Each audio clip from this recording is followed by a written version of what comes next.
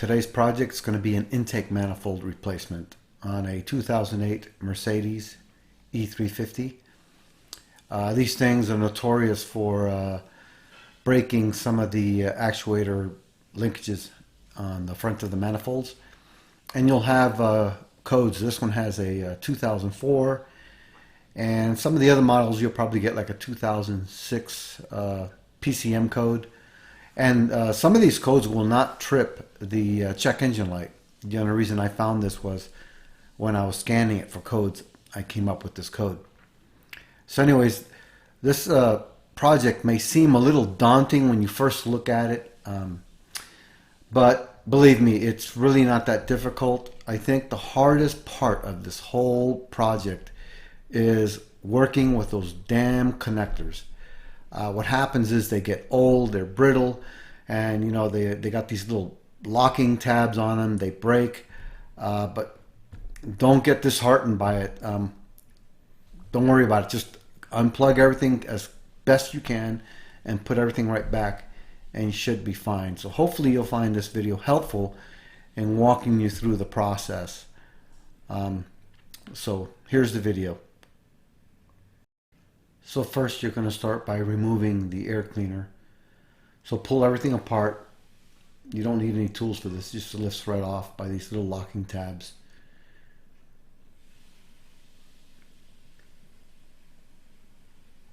And the air cleaner has a clip back there that I pointed to.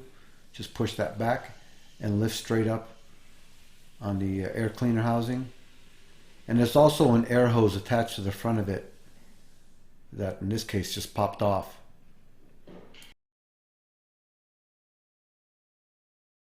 So you're going to start by unplugging this vent hose here. It's got two plastic tabs. You just squeeze it and pull it towards you, and then just move it out of the way.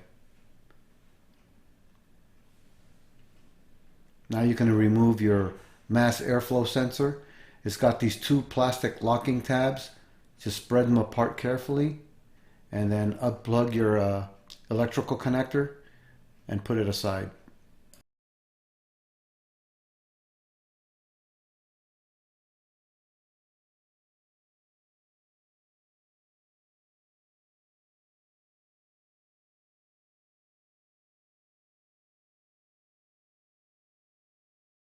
Now just remove the bottom side air inlet to the throttle body.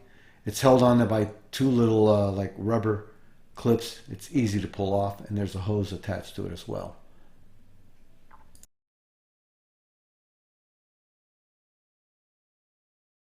Now unbolt your throttle body. You're going to find this E10 works on everything. It's going to do the whole harness and everything else as well.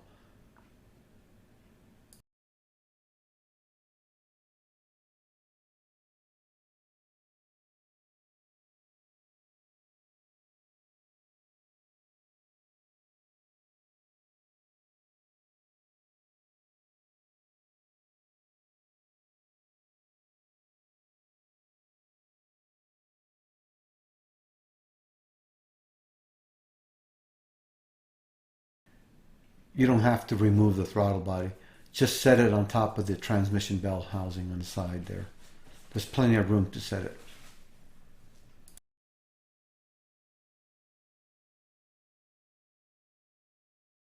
So basically you can unbolt everything that's holding all these harnesses on top of these valve covers. And you can unplug everything in the front, all the cam sensors, the coils, you name it, everything that's in the way. So just look at everything carefully, and that's what you're going to unbolt.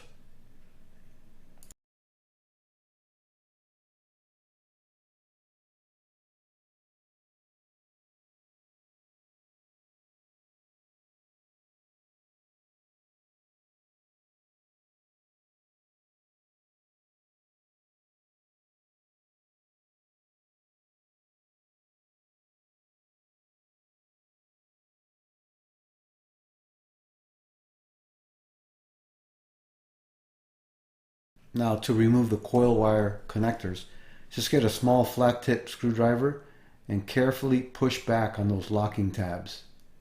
You'll do this on both sides, and then you can unplug the coils.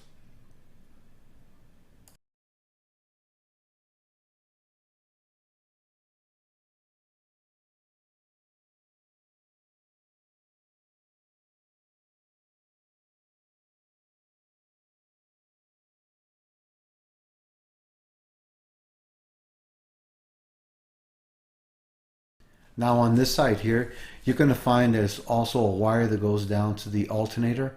You don't have to try and disconnect that one because it will be able to wrap around the valve cover when you move the harness out of the way. So it's just unplug everything for the cam sensors in the front.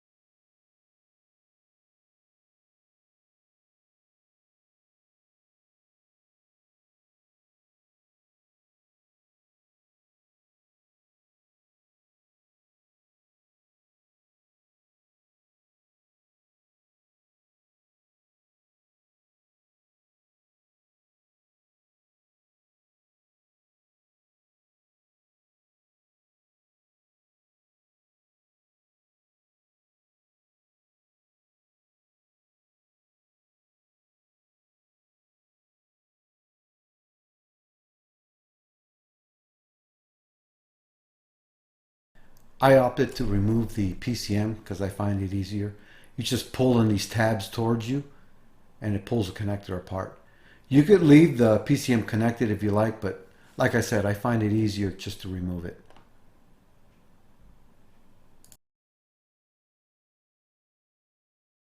Make sure you remember where these two brackets go.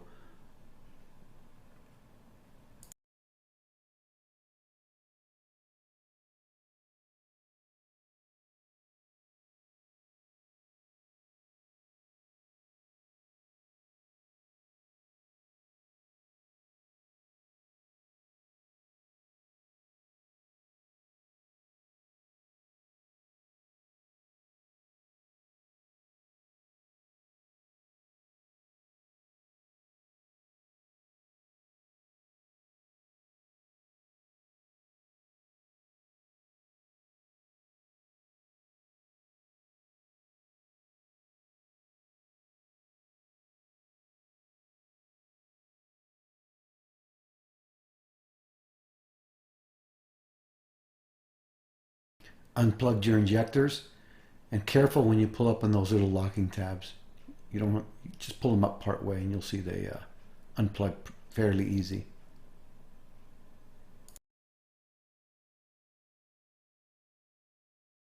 Now what I'm unplugging here, on the corner of the manifold on the back, on each side, there's going to be a sensor that I pointed to there. Make sure you unplug those, and make sure that's one of the first things you plug in when you're installing the harness back in place.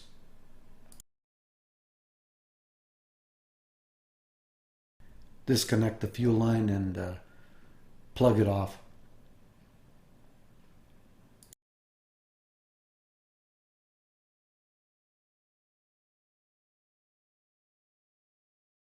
Now you can unbolt your fuel rail, and you can just use a pry bar on each side and use the manifold as leverage to pry straight up on the fuel rail.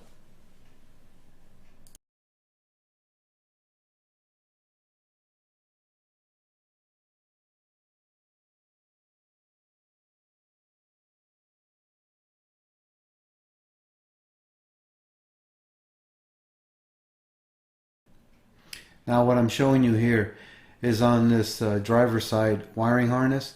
There's one wire that goes down to the, I believe it's a coolant sensor here. So you need to unplug this one. I found it a lot easier by unplugging this sensor to give me just enough clearance to move the harness out of the way. You can actually bend the belt a little bit to help you get to it. That's the wire right there. It's just holding it, just barely.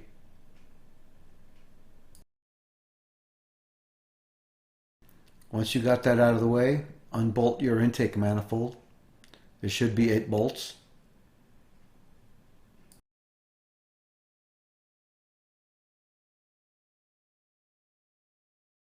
Now on the front of the manifold, you're going to find there's a vacuum hose attached to it. So use a pair of needle nose, just move the manifold back a little bit. You can either break the hose off, cut it, whatever, it doesn't matter. You're going to replace it anyways.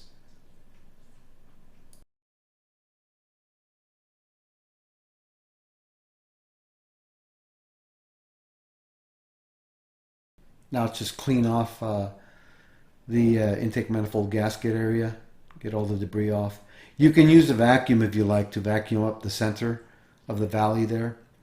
And I just like to stuff rags in the ports just to keep stuff from getting in there. Okay, here's the intake manifold. And right here, let me get a good view of this. This is what fails on these. Right here. This plastic pivot arm breaks off right here. Also, sometimes this actuator rod will also break. You can buy a repair kit for this, and it'll come with an aluminum pivot arm, and it'll also come with a steel actuator for I think $100 and something. So what I did was I opted to buy it for the new manifold, and that's where I put that. But this is what happens with these. So all this work just for that.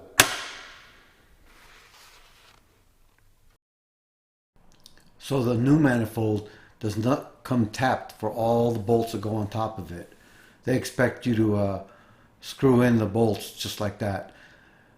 Me personally, I think it's much easier to tap the screws ahead of time before you put the manifold on there, because then it's just going to be a lot harder to try and screw everything back together and try and use the bolts itself to be the tap. Screw that. This is way better.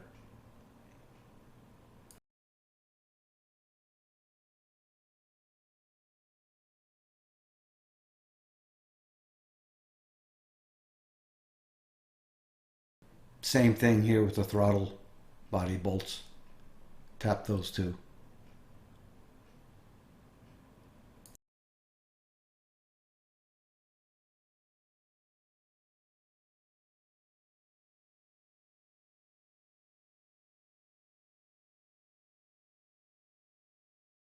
So what I'm pointing to here is my new upgraded actuator rod, and that's the new pivot arm made of aluminum. That should last a long time, hopefully.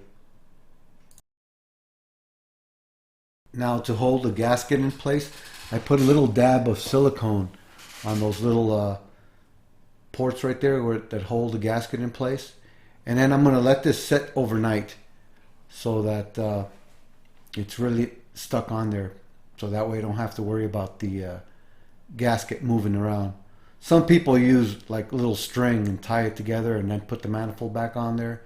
But I was patient about this and I just figured I'd let it set overnight. So I put a new vacuum hose for the map sensor. This is about 9 to 10 inches long, and that's where the other hose is going to go.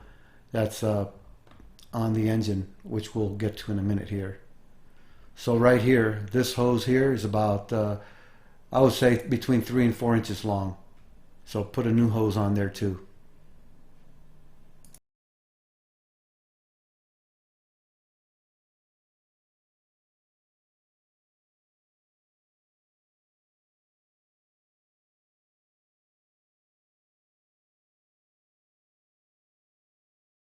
Now when you set the manifold in there, just set it back a little bit, just enough so that you can get your needle nose and plug in that vacuum hose that we were talking about right there.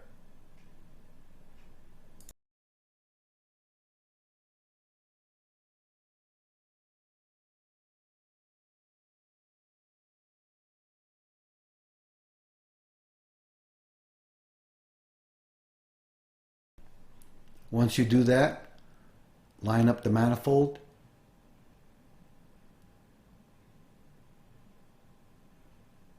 You can look right down the bolt holes to make sure everything's lined up, and then just put your screws back in.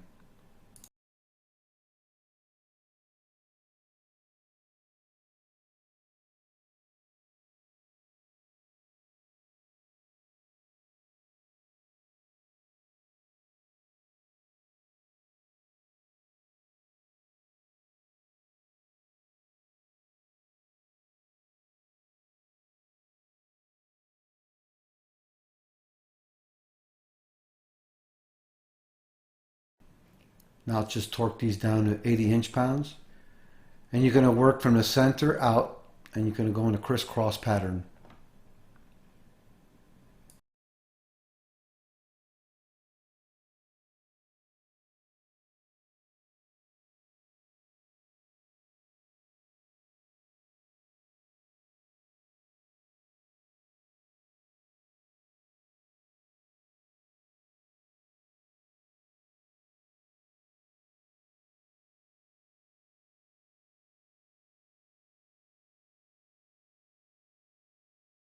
Now before you put your fuel rail on this side here, this harness has to go below the fuel rail.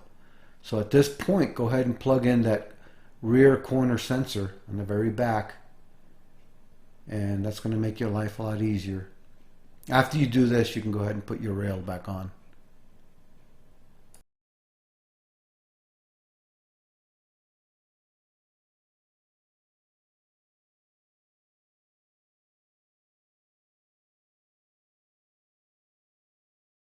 Now on the fuel rail, go ahead and remove those bottom seals. I bought a pack of them. You can buy them online and just replace them. And then I used a little bit of lubricant on when you put them on back on the manifold. It's going to make it a lot easier to push them back in place.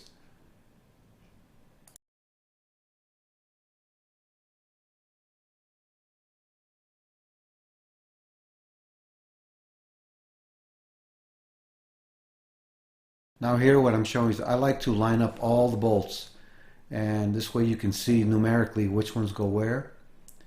It makes it a lot easier. So what I'm going to show you here is there's two little short ones.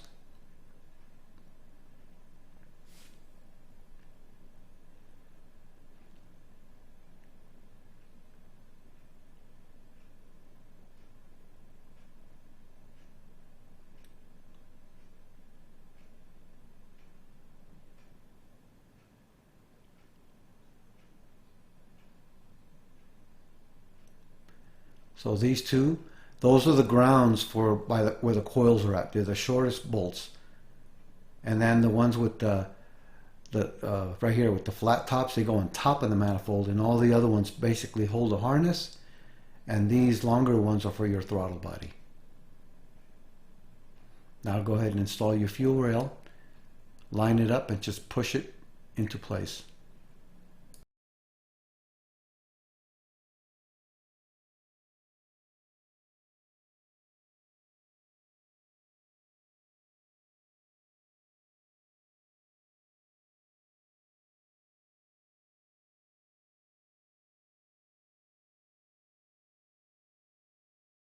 Now go ahead and put the bolts on it and torque it down.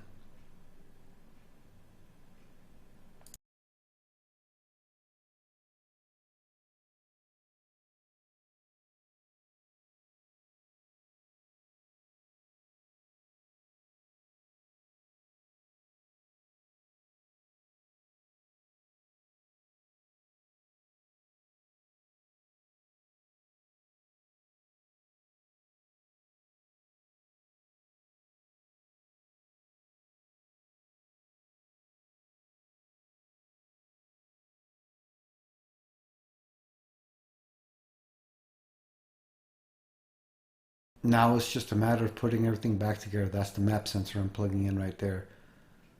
So it's just exactly how you took it off. You can just reverse the procedure here.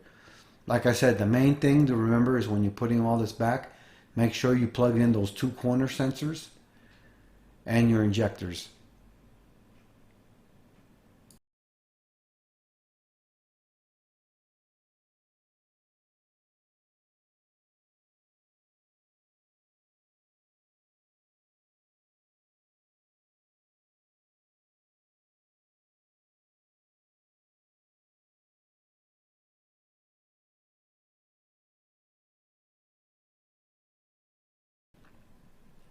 So here's one of those short bolts, a little ground wire that goes there by the coil.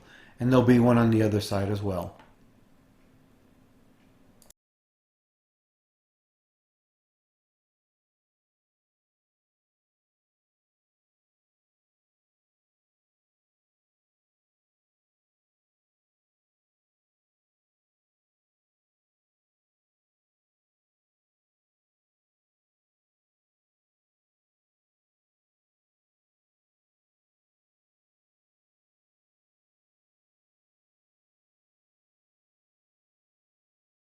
Some of my video footage got messed up here. But like I said, make sure you plug in those corner connectors and injectors first.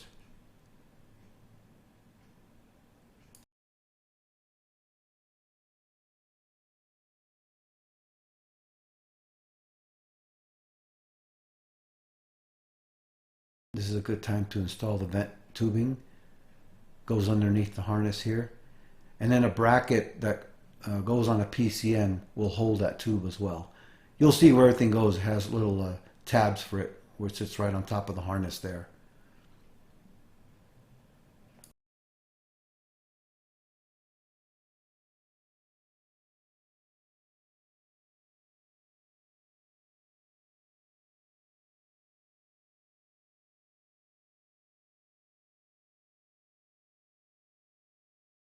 Now install the fuel line and do not over tighten this line because there's no way of holding it when you're turning it with the wrench. It's just a snug fit.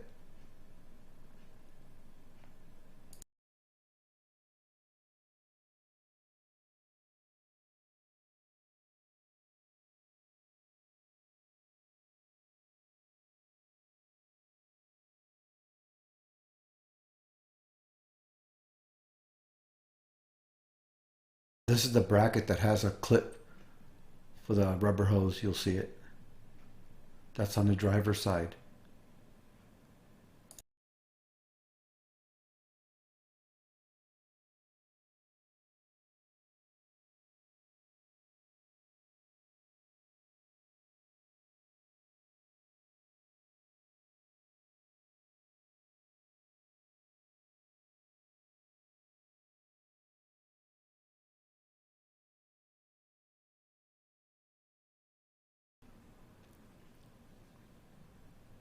Now plug in your PCM,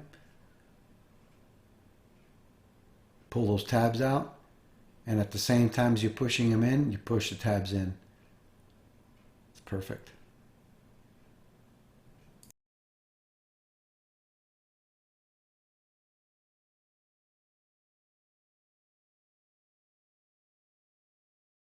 Now position your throttle body in place, put the remaining 4 long bolts in, and torque them down.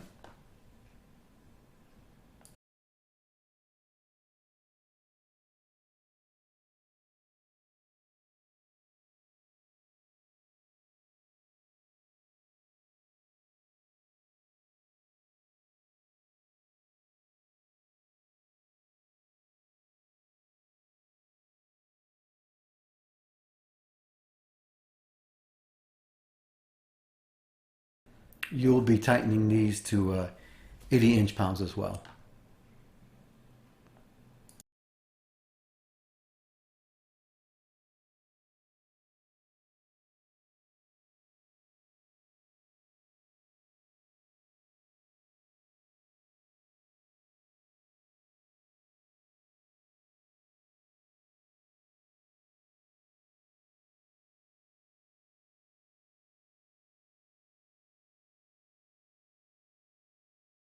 Almost done. Reinstall your bottom half of the air snorkel for the throttle body. Plug in that hose. And then you can go ahead and install your mass airflow sensor.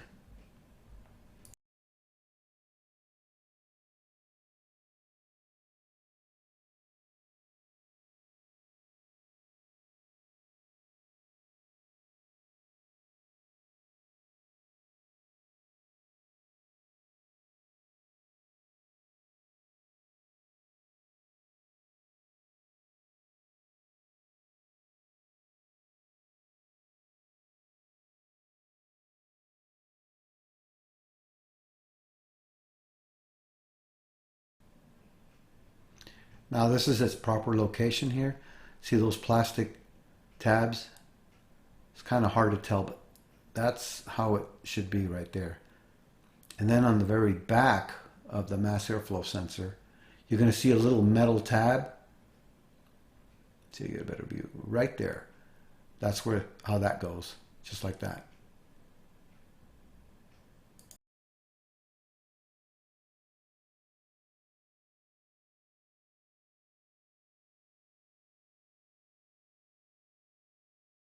And plug in this hose right here, and it just pushes on and snaps into place.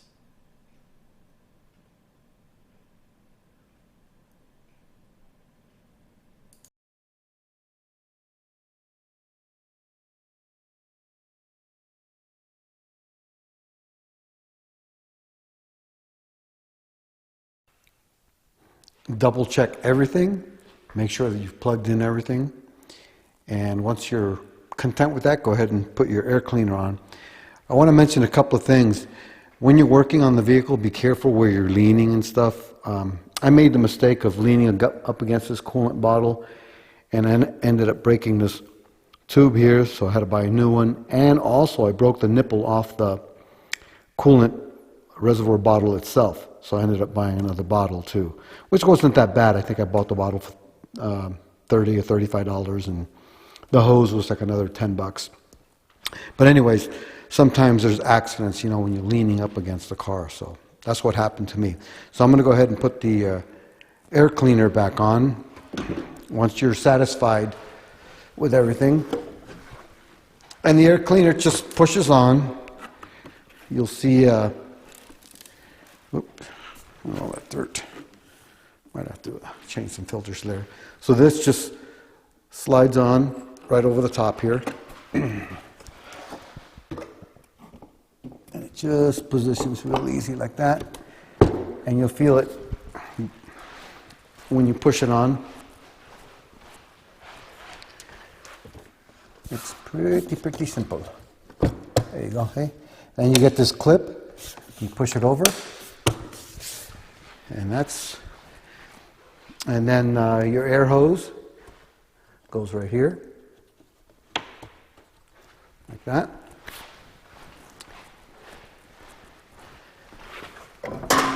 And then the final touches. This will go here. Once you're satisfied, this clips on.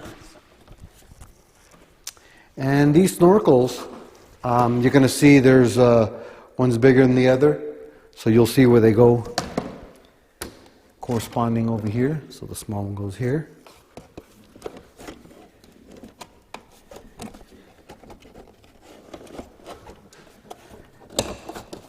You just kind of get it on there, like so. And the big one goes here.